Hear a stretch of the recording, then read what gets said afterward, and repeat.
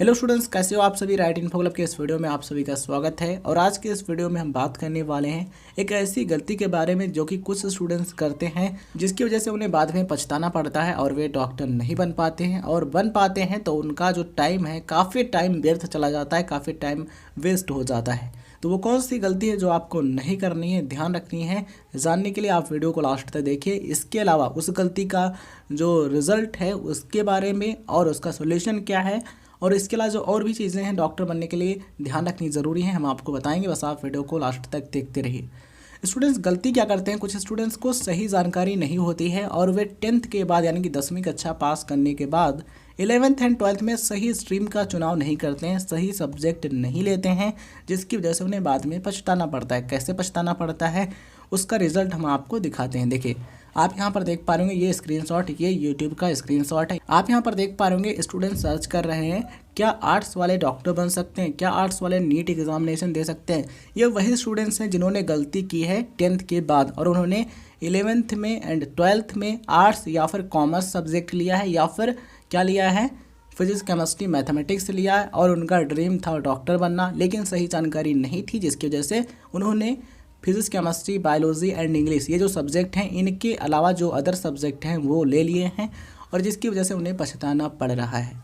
ठीक है, तो ये गलती आपको नहीं करनी है। अगर आपको डॉक्टर बनना है, मेडिकल फील्ड में करियर बनाना है, तो आपको 11th एंड 12th में physics chemistry biology and English ये जो 4 सब्जेक्ट हैं आपको लेने ज़रूरी हैं। आप इन 4 सब्जेक्ट को अच्छे तरीके से पढ़िए, अच्छा फोकस कीजिए, अच्छा स्कोर आप इनमें कीजिए।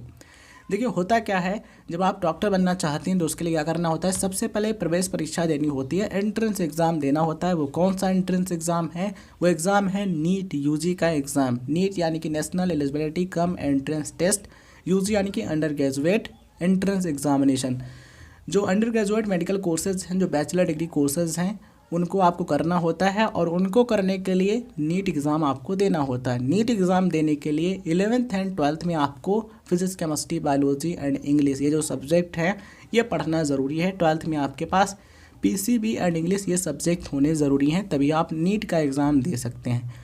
और स्टूडेंट्स गलती क्या करते हैं, गलती ये करते हैं कि 11th एंड 12th में ये सब्जेक्ट नहीं स्टडी करते हैं, कोई अन्य सब्जेक्ट यानी कि आर्ट्स या फिर कॉमर्स ले लेते हैं।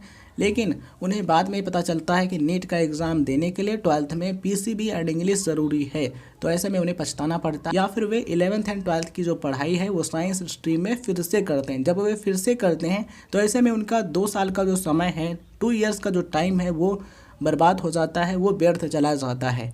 तो इस चीज़ को आप समझिए। अगर आप डॉक्टर बनना चाहते हैं तो ध्यान रखिए, 10वीं के बाद आपको 11वीं और 12वीं में physics chemistry biology and English ये सब्जेक्ट लेना है, और इन सब्जेक्ट पर आपको अच्छी पकड़ बनानी है। और इंग्लिश सब्जेक्ट पर भी आपको विशेषकर ध्यान रखना, उसको अच्छा मजबूत रखना है, उसमें आपको अच्छी पकड़ बनानी है, अच्छे तरीके से आपको पढ़ना है।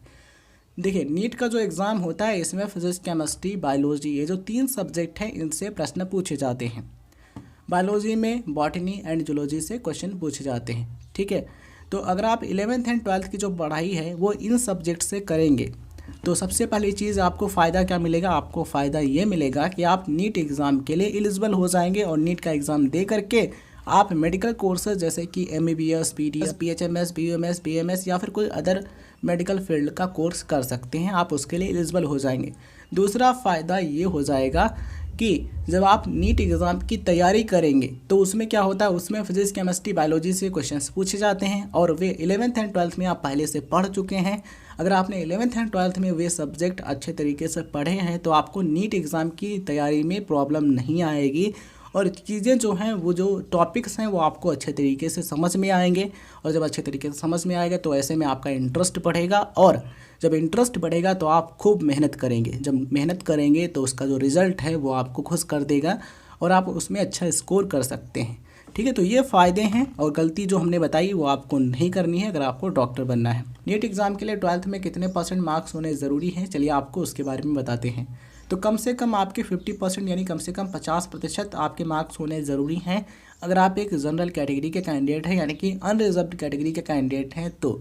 और यहाँ पर ध्यान रखना है कौन कौन से सब्जेक्ट में, फिजिक्स केमिस्ट्री बायोलॉजी यानी कि पीसीबी ये जो सब्जेक्ट हैं, ये जो 3 सब्जेक्ट हैं इनमें आपके कम से कम 50% मार्क्स होने ज़रूरी हैं अगर आप एक अनरिजर्व्ड कैटेगरी के कैंडिडेट हैं तो। यहाँ पर हम बात कर रहे हैं एग्रीगेट मार्क्स की, यानी कि ये जो 3 सब्जेक्ट हैं इनके मार्क्स मिला करके कम से कम 50% होने ज़रूरी हैं। वहीं अगर आप एक ओबीसी या फिर एससी या फिर एसटी कैटेगरी के कैंडिडेट हैं तो कम से कम अगर आपके फिजिक्स केमिस्ट्री बायोलॉजी में एग्रीगेट 40% यानी कम से कम 40% हैं तब भी आप इसके लिए एलिजिबल होंगे। इसके अलावा अगर आप एक पीडब्ल्यूडी कैटेगरी के कैंडिडेट हैं तो कम से कम आपके 45% मार्क्स होने ज़रूरी हैं 3 सब्जेक्ट में। कौन कौन से? फिजिक्स केमिस्ट्री बायोलॉजी में।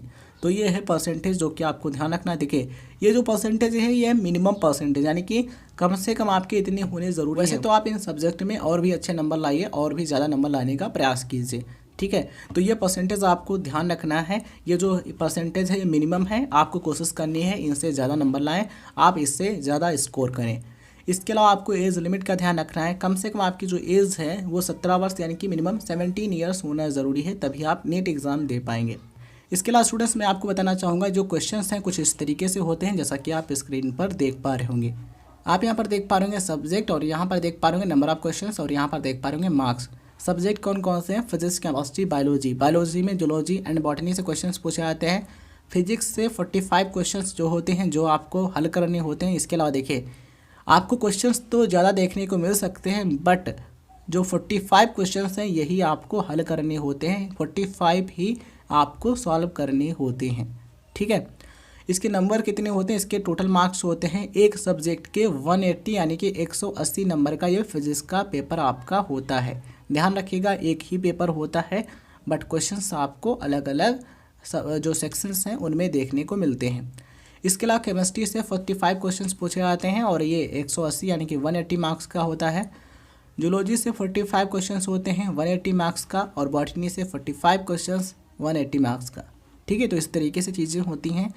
इसके टोटल क्वेश्चंस हो जाते हैं 180 और इसके टोटल मार्क्स हो जाते हैं 720, ठीक है। तो नीट का जो एग्जामिनेशन है इसमें कुल अंक होते हैं, टोटल मार्क्स होते हैं 720। इसमें आपको अच्छा स्कोर करना होता है अच्छे टॉप मेडिकल कॉलेज में एडमिशन के लिए, ठीक है।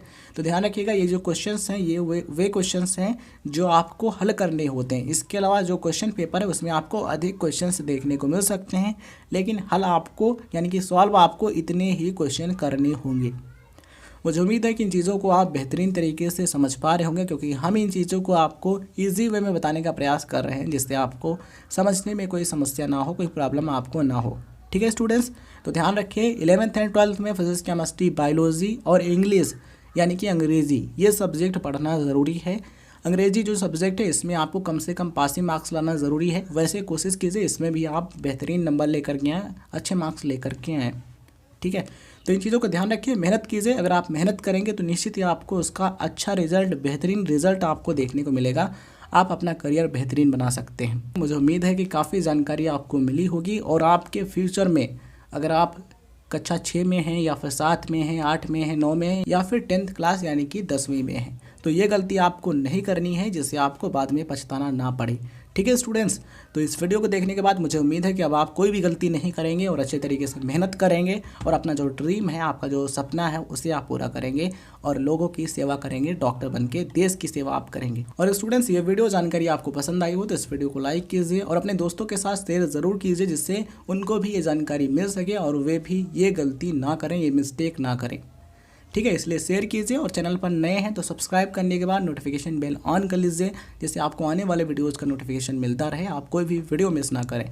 तो चलिए स्टूडेंट्स वीडियो को पर एंड करते हैं, मिलते हैं किसी नए वीडियो में।